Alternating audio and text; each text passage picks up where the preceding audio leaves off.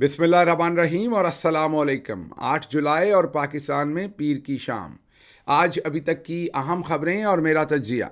सबसे पहले याद दहानी कि सोशल मीडिया फायरवॉल को नाकाम बनाने के लिए इस चैनल को सब्सक्राइब करें अगर अभी तक नहीं किया। इस वीलॉग को देखने के बाद इसे लाइक ज़रूर करें, इस पर कमेंट ज़रूर करें। हो सके तो इसके लिंक को व्हाट्सएप और दूसरे सोशल मीडिया पर शेयर ज़रूर करें। अब आते हैं आज की खबरों की तरफ। आज की पहली खबर आपके सामने रखते हैं कीनिया से। जी हाँ, कीनिया जहाँ पर अरशद शरीफ शहीद को कत्ल किया गया था। रियासती एजेंसियाँ इस्तेमाल हुई थीं कीनिया की, और वहाँ पर उनको सर में गोली मारकर कत्ल किया गया था, और बहाना ये लगाया गया था कि मिस्टेकन आइडेंटिटी है, हम तो किसी और गाड़ी का पीछा कर रहे थे, लेकिन गलती से हमने अरशद शरीफ शहीद को कत्ल कर दिया। ये कीनिया की पुलिस ने, वहाँ की एजेंसीज ने ये दावा फरमाया था। बहरहाल अरशद शरीफ शहीद की बहादुर बीवी उनको सलाम पेश करते हैं कि हालांकि पाकिस्तान के अंदर आप सबको पता है कि काजी फ़ाइज़ ईसा और पाकिस्तान की आला तरीन अदालत सुप्रीम कोर्ट जो है वो अरशद शरीफ शहीद के कत्ल का केस दबा कर बैठे हैं। अब पौने 2 साल, 1.5 से पौने 2 साल हो गए हैं अरशद शरीफ शहीद को कत्ल हुए। अक्टूबर के आखिर पर वो 2022 के जो अक्टूबर का महीना, उसके आखिर पर अरशद शरीफ को शहीद किया गया था। आप ख़ुद सोच लीजिए कि तकरीबन 2 साल होने वाले हैं और अभी तक पाकिस्तान की सुप्रीम कोर्ट जो है वो दबा कर बैठी, इस केस की कोई समाअत नहीं हुई। लेकिन कीनिया की अदालत ने बहरहाल कुछ ना कुछ इंसाफ दिया है। अरशद शरीफ की अहलिया ने कीनिया में एक वकील को इंगेज करके वहाँ की अदालत में केस दायर किया था, और ये चंद महीनों के अंदर ही कीनिया की अदालत ने फ़ैसला कर दिया। ज़ाहिर है अरशद की बेवा को वहाँ पर केस दायर करने में वक्त लगा था, वकील इंगेज करने में वक्त लगा था, लेकिन कीनिया की अदालत ने यहाँ वाले तरीक़ों से लहतुलाल नहीं किया, बल्कि एक अच्छा और मौसर फ़ैसला जो है वो आज दिया है, जिसमें कीनिया की अदालत ने सबसे पहले तो ये कहा है कि ये मिस्टेकन आइडेंटिटी नहीं थी, ये टारगेट किलिंग थी। जी हाँ, कीनिया की अदालत ने ये कहा कि जब इतनी क्लोज़ रेंज से सर में गोली मारी गई है तो ये किसी सूरत भी मिस्टेकन आइडेंटिटी नहीं थी। दूसरी बात, जिस गाड़ी को वो रोकना चाह रहे थे वो मर्सिडीज़ थी, उसकी बिल्कुल साख्त मुख्तलिफ थी, डिज़ाइन मुख्तलिफ था, शेप मुख्तलिफ थी, और जिस गाड़ी में अरशद शरीफ थे वो बिल्कुल ही एक मुख्तलिफ गाड़ी थी, तो मिस्टेकन आइडेंटिटी हो नहीं सकती थी। और फिर जिस तरीके से उनको कत्ल करने से पहले उन पर तशद्दुद किया गया, और उसके बाद जिस तशद्दुद अमेज़ तरीके से उन्हें गोलियां मारी गईं और फिर सर पे रख के गोली मारी गई, उससे अदालत ने कहा कि वाज़ेह तौर पर अरशद शरीफ का कत्ल जो है वो मिस्टेकन आइडेंटिटी नहीं है। और अदालत ने यह भी कहा कि जो ज़िम्मेदार हैं वहाँ पर पुलिस और एजेंसीज़ के लोग, जिनके ख़िलाफ़ कोई कार्रवाई नहीं की गई, और अदालत ने इवन वहाँ का जो अटॉर्नी जनरल है उनको भी ज़िम्मेदार ठहराया कि उन्होंने इंसाफ के अंदर जो है वो कोशिश किया रखना डालने की, और इंसाफ नहीं होने दिया, और इन तमाम लोगों के ख़िलाफ़ कार्रवाई नहीं होने दी जिनके ख़िलाफ़ होनी चाहिए थी। उन्होंने अरशद शरीफ के ख़ानदान को मुआवजा अदा करने का भी हुक्म दिया है। यह हर मुल्क के अंदर ज़ाहिर है डिफरेंट कवानीन होते हैं। हमारे मुल्क के अंदर ऐसा रवाज ज़रा आप कम सुनने में देखते हैं, होता है कभी कभार, लेकिन ज़्यादातर कम आप देखते हैं। लेकिन बहुत सारे मुल्कों में ये एक अंडरस्टैंडिंग है, बल्कि जज साहबा ने अपने केस में भी लिखा कि जब कोई कत्ल हो जाता है तो उसके बाद सज़ा के साथ साथ ख़ानदान को मुआवजा मिलना जो है वो उसका मौसर जवाब समझा जाता है। ये उन्होंने अपने फ़ैसले में भी लिखा। तो उन्होंने 1 मिलियन जो है वो अदा करने को अहकामात दिए हैं अरशद शरीफ शहीद की फ़ैमिली को। लेकिन वो तो ज़ाहिर है उसके लिए, पैसों के लिए तो ना उनकी फ़ैमिली वहाँ पर केस लेके गई, ना उन्हें शायद पैसों में वहाँ पर कोई भी इंटरेस्ट है। असल तो वो अरशद के लिए इंसाफ लेने गए हैं, क्योंकि उन्हें पता है कि पाकिस्तान के अंदर तो एक ज़ालिम काजी बैठा हुआ है जो अरशद शरीफ के केस को कभी नहीं सुनेगा, कभी इंसाफ नहीं होने देगा। बल्कि मैं आपको बताता हूँ, किसी दिन मैं वो रिपोर्ट अपने इस वीलॉग के साथ कोशिश करता हूँ वो पूरी रिपोर्ट हासिल करने की दोबारा। पहले मेरे पास थी वो, अब वो मेरे पास नहीं, लेकिन मैं मंगवा लूँगा पूरी रिपोर्ट। कोशिश करूँगा कि किसी वेबसाइट पे रख के उसका लिंक आपके साथ शेयर किया जाए।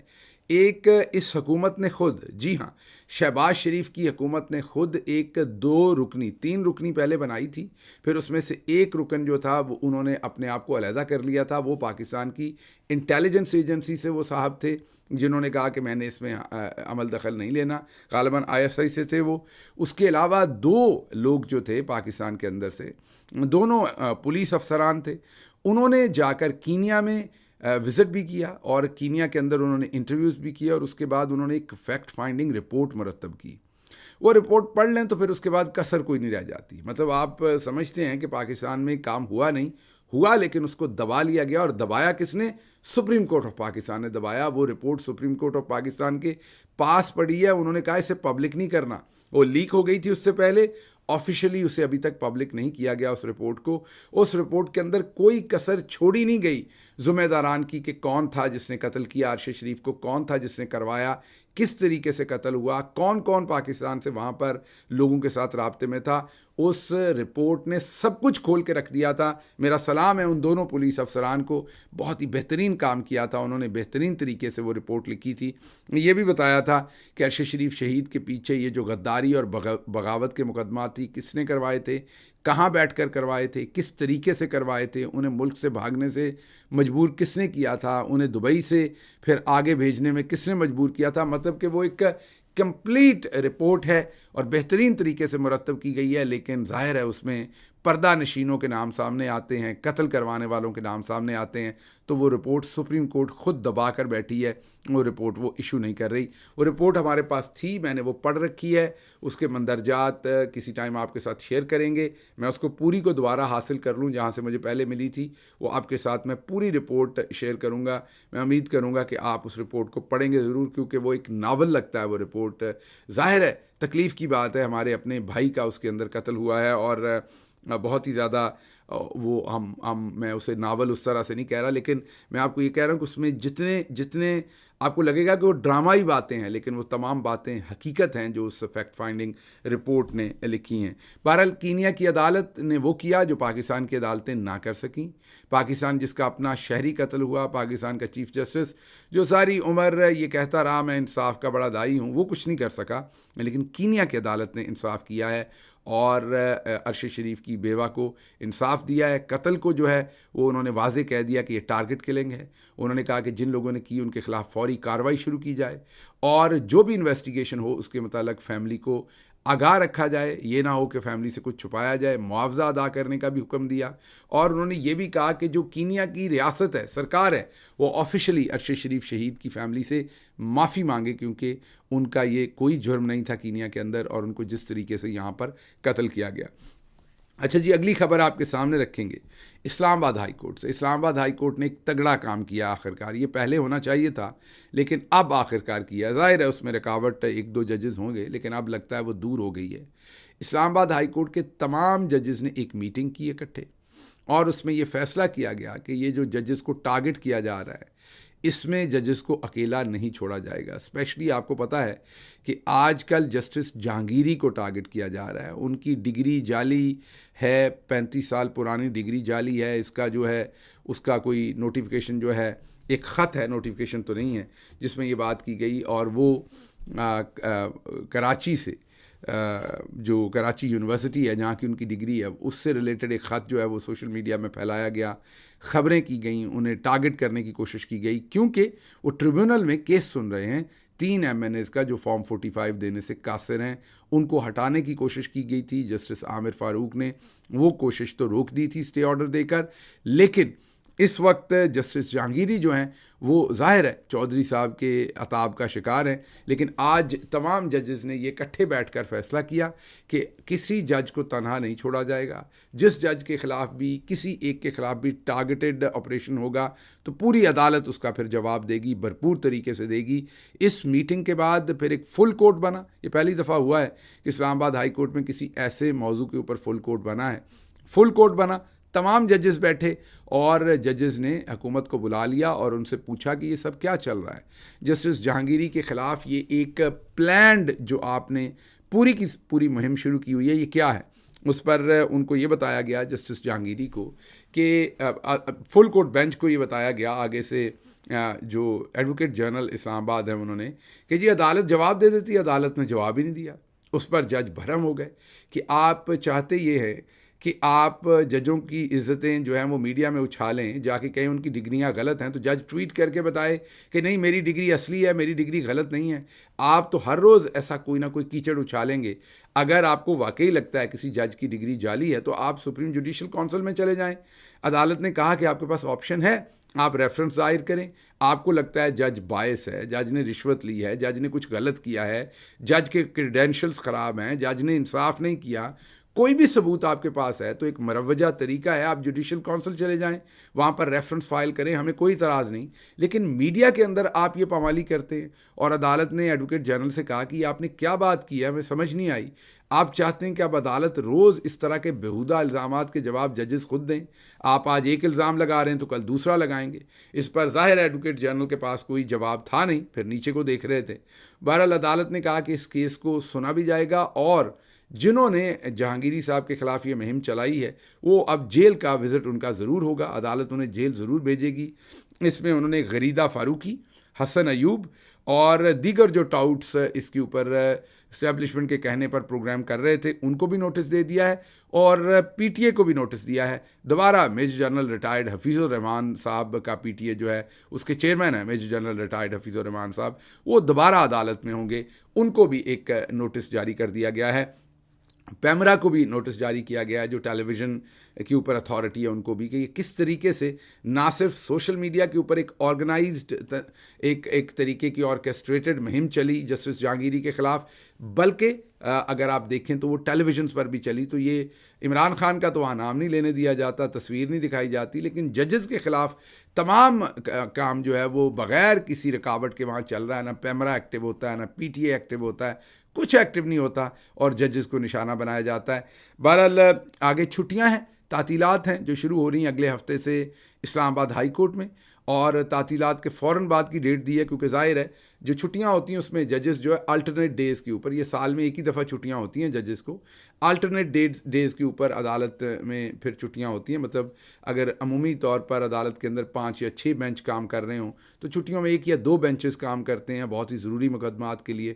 تو چھٹیوں کے بعد جب دوبارہ عدالت اپنے فل کیپیسٹی پر آئے گی، تمام ججز واپس ہوں گے، تو پھر اس کیس کا فیصلہ، اس کیس کی سماعت شروع ہوگی دوبارہ سے.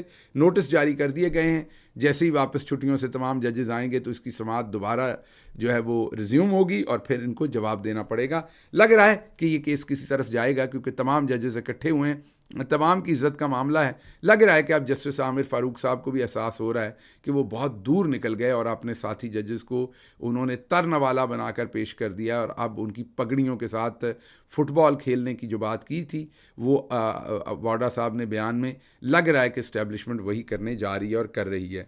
اچھا جی، اگلی جو آپ کے سامنے خبر رکھیں گے وہ اسی سے ریلیٹڈ خبر ہے، اور وہ خبر ہے کہ اسلام آباد کے جو تینوں حلقے ہیں جس وجہ سے یہ سب کچھ ہو رہا ہے، جس وجہ سے جسٹس جہانگیری کے ساتھ یہ سب کچھ ہوا ہے، وہ خبر آپ کے سامنے رکھتے ہیں. وہ یہ ہے کہ اسلام آباد کے جو تینوں حلقے جہاں پر پی ٹی آئی جیتی تھی لیکن وہ حلقے چھین لیے گئے تھے فارم 47 کے اوپر، ان کی سماعت ہوئی ہے اب دوبارہ.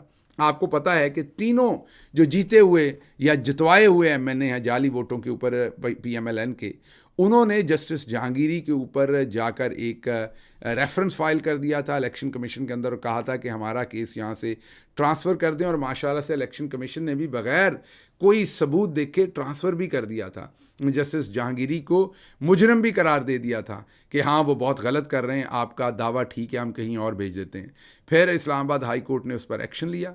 جسٹس عامر فاروق نے پوچھا کہ بتائیں کیا اعتراض ہے آپ کو جسٹس جہانگیری پر، انہوں نے کیا غلط کیا.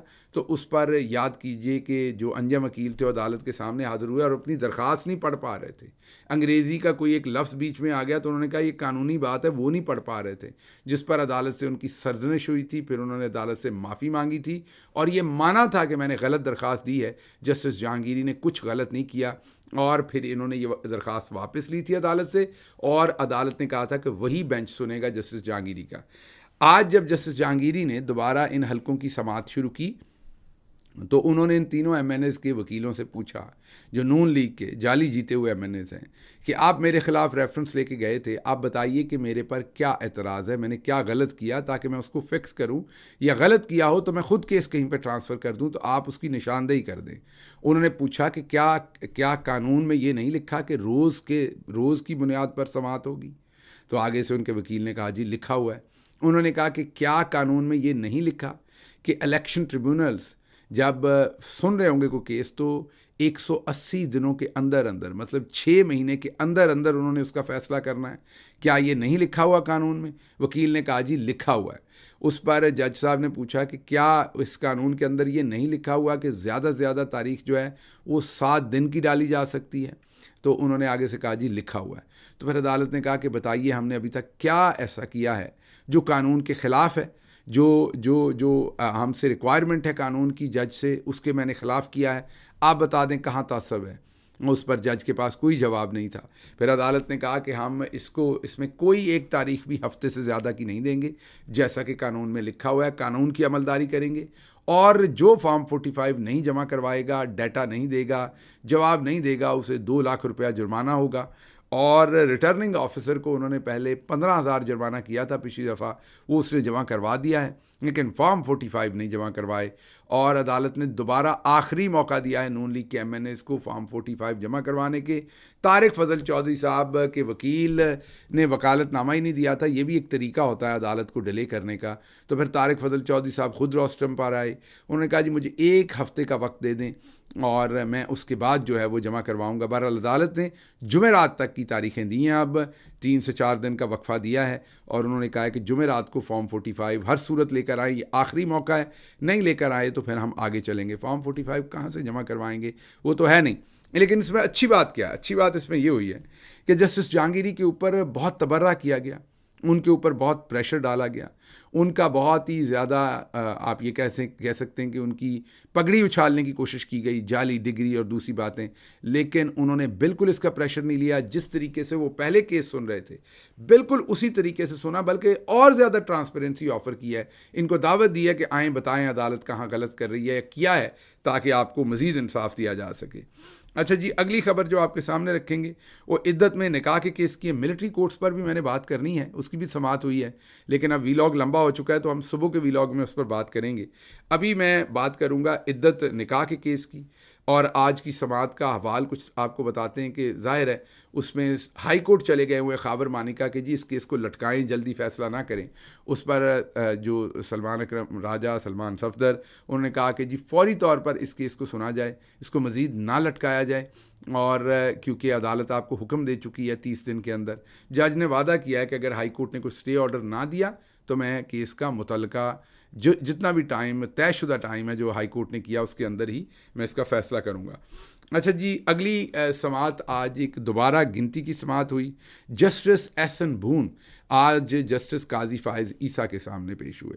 جسٹس قاضی فائز عیسیٰ کو پتہ ہے، سب کو پتہ ہے کہ جسٹس بھون اور جسٹس اعظم نذیر تارڑ جسٹس قاضی فائز عیسیٰ کے ہینڈ اینڈ گلو ہیں، یہ تینوں اکٹھے ہیں۔